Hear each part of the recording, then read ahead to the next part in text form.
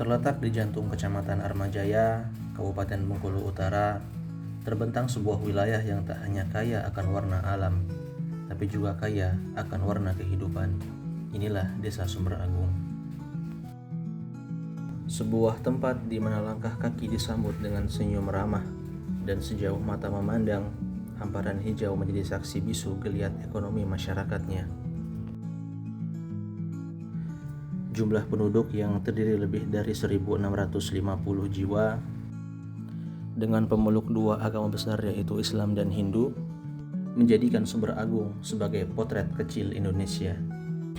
Di sini perbedaan bukanlah sekat, melainkan perekat. Berbagai suku bangsa mulai dari Jawa, Rejang, Bali, Sunda, hingga suku pendatang lainnya hidup berdampingan dalam satu tarikan nafas persaudaraan.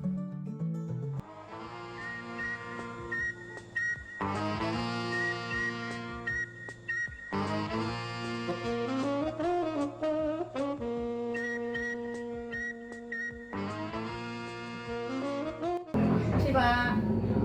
Masuk. Ini Pak, laporan.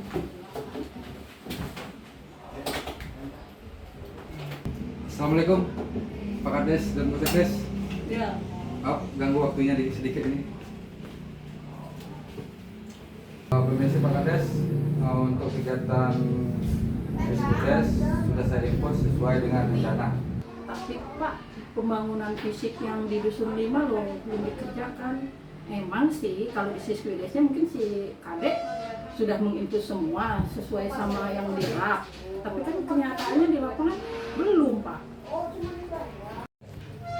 Tenang saja. Yang penting di sistem sudah kelihatan rapi. Toh masyarakat juga tidak mengerti apa itu Siskudes. Jadi kita aman-aman saja. Tapi loh Pak, masyarakat sekarang udah pinter-pinter. Sekarang juga saya disuruh ngisi aplikasi e-Jaga Desa. Nah, di dalam aplikasi itu disuruh masukkan anggaran, terus foto-foto kegiatan.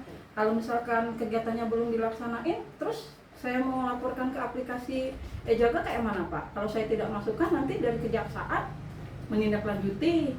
Kayak mana tuh Pak? Wah, tidak apa-apa. Masyarakat juga tidak mengerti kok. Tidak mungkin bakalan ada yang melaporkan.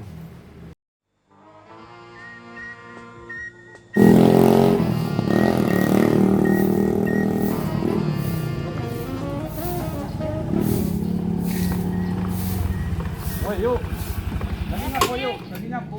Iya.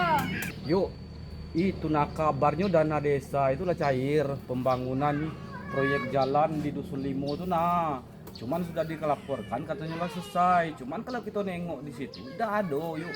Fisiknya udah ada, apanya udah ada di situ tuh yuk. Siapa mana tuh yuk? Itu dia sih, aku juga tahu. Kalau bangunan itu memang belum ada. Gimana kalau kita laporkan aja? Nah, kalau seperti itu nah yuk, kita lapor baik ke BPT biar kita transparanian maksud akun ke itu. Setuju kan kalau gitu kita laporkan deh dulu gitu. Mana kita laporkan dulu yuk ya. Nah, kita telepon ini. Nah. Halo, Pak BPD. Ya, halo. Ini Pak BPD, kami nak laporkan, kami ini dari masyarakat. Cak Mano itu kemarin katanya sudah cair dana proyek jalan itu di Dusun Limo itu katanya sudah selesaikan, tapi kami nengok itu belum ada apa-apa fisiknya tuh nah. Itu Cak Mano, kami minta tanggapan dari Pak itulah Pak BPD lah, Cak Mano caranya, jalan solusinya. Itu. Oh, ya. Oh, ya. Saya terima laporannya, Pak. Nanti saya akan musyawarahkan dulu sesama BPD. Kalau memang seperti itu, saya sendiri juga belum ngecek. Nanti kita sama-sama kita cek. Pak Margianto, ada laporan dari masyarakat bahwa dana desa sudah cair, tapi kita sudah titik nol kemarin, tapi pelaksanaan belum dimulai. Mungkin ada dugaan penyalahgunaan dana desa. Oh, baik Pak, kalau gitu kita harus cek di Siskuides dan kondisi lapangan. Di aplikasi Siskuides dan kondisi di lapangan kita harus cek. Nanti kita panggil kepala desa dan perangkat supaya bisa menjelaskan tentang hal ini. Baik Pak, kita nanti akan panggil kepala desa, kita akan mengkonfirmasi masalah ini.